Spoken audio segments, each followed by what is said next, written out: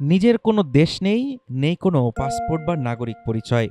একবিংশ শতাব্দীতে এসেও এক নিষ্ঠুর বাস্তবতার মুখোমুখি বিশ্বের লাখ লাখ মানুষ। আর এই বিশ্বজুড়ে রাষ্ট্রহীন জনগোষ্ঠীর এক বিশাল অংশ জুড়ে রয়েছে কেবলই রোহিঙ্গাদের নাম। জাতিসংঘের শরণার্থী বিষয়ক সংস্থা ইউএনএইচসিআর এর সর্বশেষ গ্লোবাল ট্রেন্ডস প্রতিবেদন বলছে, বিশ্বজুড়ে বর্তমানে আনুমানিক ৪৫ লাখ মানুষ রাষ্ট্রহীন অবস্থায় জীবন কাটাচ্ছেন। আর গা শিউরে ওঠার মতো তথ্য হলো, এই মোট জনগোষ্ঠীর প্রায় ৪১% মিয়ানমার থেকে বিতাড়িত রোহিঙ্গা, সংখ্যায় যা প্রায় ১৮ লাখ।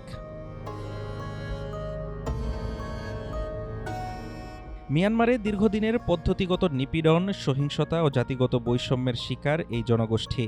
ইউএনএইচসিআর এর মতে, সবচেয়ে বেশি রাষ্ট্রহীন মানুষের বসবাস রয়েছে যেসব দেশে, বাংলাদেশ তার অন্যতম। কারণ মিয়ানমার থেকে পালিয়ে আসা এই ১৮ লাখ রোহিঙ্গার মধ্যে প্রায় ১২ লাখই বর্তমানে আশ্রয় নিয়ে আছেন বাংলাদেশের কক্সবাজার ও ভাসানচরে। আন্তর্জাতিক সংজ্ঞা অনুযায়ী রোহিঙ্গা সংকট এখন বিশ্বের অন্যতম দীর্ঘস্থায়ী শরণার্থী সংকট। প্রতিবেদনে বলা হয়েছে, বিশ্বব্যাপী প্রতি ১০ জন শরণার্থীর মধ্যে প্রায় ৭ জনই এমন দীর্ঘস্থায়ী সংকটে ভুগছেন।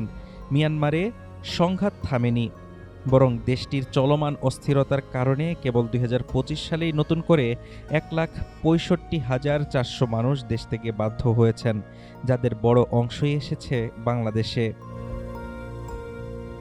কোনো স্থায়ী সমাধান কিংবা নিরাপদ প্রত্যাবাসনের স্বপ্ন ছাড়াই বছরের পর বছর কাটছে এই মানুষগুলোর। আন্তর্জাতিক মহলের জোরালো ভূমিকা ছাড়া এই রাষ্ট্রহীনতার অভিশাপ থেকে মুক্তি পাচ্ছে না রোহিঙ্গারা। ইউএনএইচসিআর এর প্রতিবেদনে যেন ফুটে উঠেছে সেই চরম সত্যই। হাফিজুর রহমান তুষার, ঢাকা টুডে।